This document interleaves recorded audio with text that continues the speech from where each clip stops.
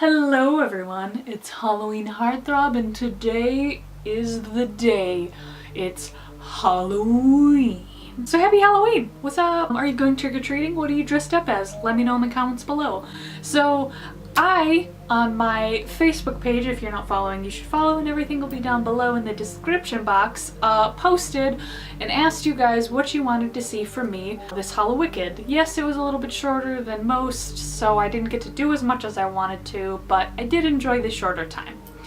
However, you guys said that you wanted me to do movie reviews. For whatever reason, that was like the most requested thing. I feel like a lot of people do this, but whatever, I'll do it for you anyways. But I'm gonna do it my way. And by that I mean I'm gonna talk shortly and very quickly about a multitude of movies because I think Halloween is very important, and throughout the entire day you should be watching or listening or having something on in the background that is horror movie or horror related, so you can get in the mood of October and Halloween and all that, the spooky spirit, if you will. And most people nowadays have streaming services like Netflix and Hulu. I'm not sponsored, unfortunately, but if you have cable, I'm sure there are horror movies playing. But the reason why I'm doing this is because most people have those, or you can rent it on, even like YouTube has rented movies, so let's get into it. I also have a book, I have a notebook here because I can't remember anything and scripts don't do well, so I'm going to be occasionally looking down at my lap, and that's why. So I have things sectioned off between Netflix and Hulu. So I find that Netflix has a better variety of B-list horror movies.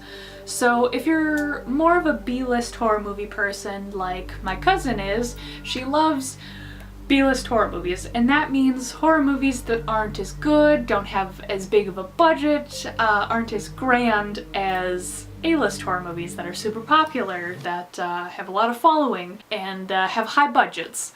So if you're interested in that, indie movies, stuff that are kind of like straight to DVD movies, Netflix is definitely your game.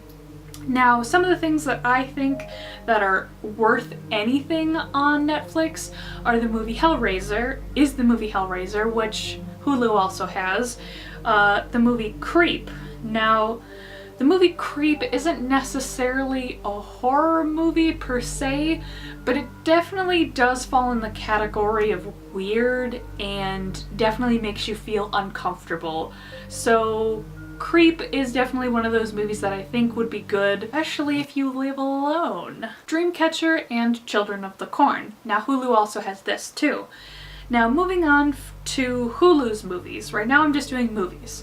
So Hulu has a lot of scary movies. They have like a whole section, it's like Huluween or something, which love puns forever. Hulu has a lot of classic movies like Pumpkinhead, Children of the Corn, Child's Play, Hellraiser, The Fly, American Psycho, and they have everything sectioned off in, I think, a better way than Netflix does, because Netflix goes by what you've watched already and they suggest things to you, which is sometimes good, but for horror movies, I think it's really important that you have a certain genre or a feeling that you go by, like indie movies, pop culture movies, classics, B-list, funny horror movies. Now with Hulu, some of the stuff that I really would suggest you to watch from my personal experience is Killer Klowns from Outer Space and Let the Right One In. I think the one that they have on there was the foreign one, but there's two versions. They're both good, but the foreign one is better. As long as you don't mind reading subtitles, but don't let subtitles stop you from watching a really good movie. Now, things like Killer Klowns from Outer Space, they're more of like a funny, scary movie, so if you're not super into scary movies, that'd be good for you. Also in that list of not so scary movies, if you still want that horror movie vibe, but you kind of get scared easy, I would suggest things like Teen Wolf, Once Bitten, the new Rocky Horror Picture Show. It's not necessarily a scary movie, but it's still like in the theme of getting into the feeling. The Shining, The Mist, The Others, The Village, and Hush. There's a lot of those. Now those movies, in my opinion, aren't really scary. They're more docile, and I feel like if you get scared really easy, they can be very scary for you in a better way than something that has like a lot of gore or jump scares in it. They're more either funny or have more thriller vibes to them than scary in your face. Especially things like Teen Wolf and Once Bitten. They're not exactly scary, but it's still a Halloween movie, and it still falls under the category of not so scary. For TV shows, because I also want to add in TV shows because I think they're very important, especially nowadays.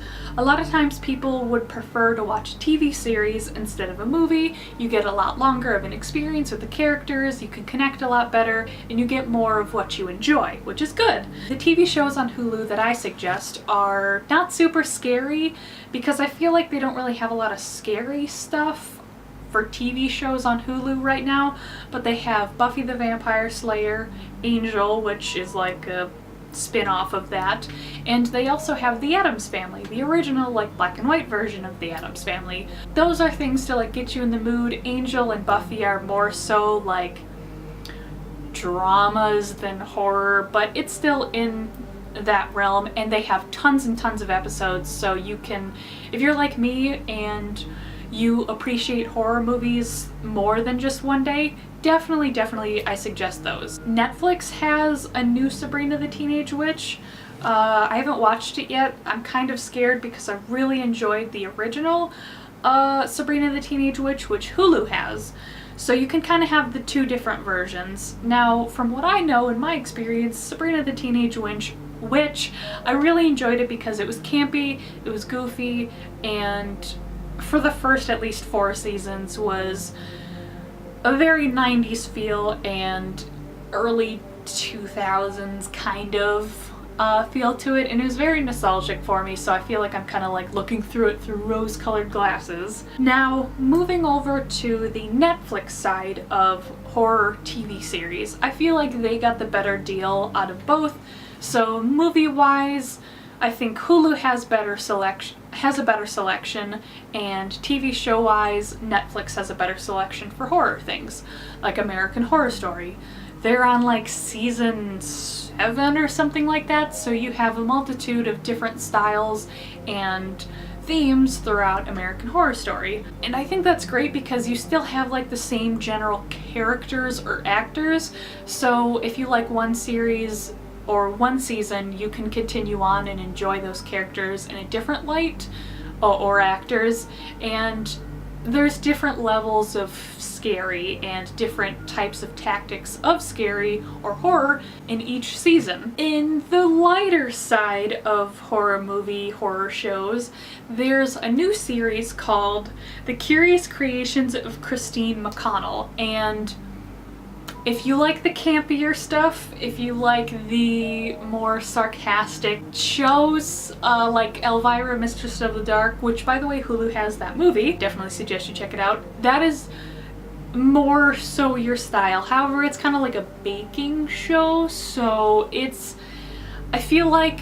it's a goth girl's dream in a sense, and I use dream very loosely. It's just, I wish we had more of those types of shows. Like, Elvira had more shows like that. She's kind of in the same idea, because I find Elvira like on this very high pedestal, and she's up there, but you know, just whatever. The TV show that I just finished, I really enjoyed. I was very skeptical because when I saw it, the previews were like, okay, I thought it was just going to be another one of those like one-off stupid shows, and that is The Haunting of Hill House. Now, I'm sure you've probably heard 1,012 people tell you that it's really good, but there's a reason for that. It doesn't play on tons and tons of jump scares. I'd be lying to say that there wasn't any, but it doesn't do disgusting horror, and unfortunately it does have some animal death in it. But it's not necessarily animal death out of cruelty, which a lot of horror movies like to do, and I hate it because if you have to kill an animal to make your movie good or scary, then you've made a bad movie. Flat out. Animal cruelty or animal violence is just bad tacky and definitely in poor taste. There is a little bit of that. I definitely had to walk out of the room for that because I have a sensitive side for animals, but it does play an important role in the show to give you this sense of an atmosphere. And the main, most important thing in my mind for a horror movie or show or anything scary is atmosphere. If you can't build that atmosphere, you don't really have anything to cling to. And yes, you can jump scare people, but it doesn't do anything. Now, the cool thing about The Haunting of Hill House, it's kind of like a nod and a suggestion towards the 1963's The Haunting, which I think you guys should check out. I don't think Netflix or Hulu has that, so I think that's like one of the things you're gonna have to rent or scour YouTube to find the free version, which I don't recommend, but you're your own person. Now, going on to the very last of things that I will suggest is people that like cartoons and anime, but they also like horror. Now, for the anime nerds, Netflix and Hulu doesn't have a whole lot, and neither does Funimation really.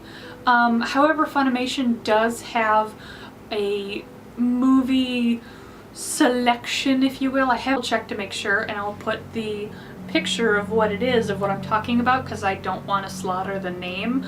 But this gentleman does a lot of books or manga in a very unique way of the horror genre, and it's beautiful and creepy, and I love it. And if you love creepy, weird stuff that makes you uncomfortable and your skin crawl, he's definitely the one. So there's that, Corpse Party, High School of the Dead, Bloodsea, and of course Hellsing. So those are just a couple of like scary themed animes, not necessarily towards Halloween specific, but I've talked plenty about kids movies before of Scary Godmother, Casper. There's been a Ghostbusters cartoon, which I highly suggest. I believe Hulu actually has that. The Addams Family has a cartoon. Beetlejuice is definitely one that I absolutely love.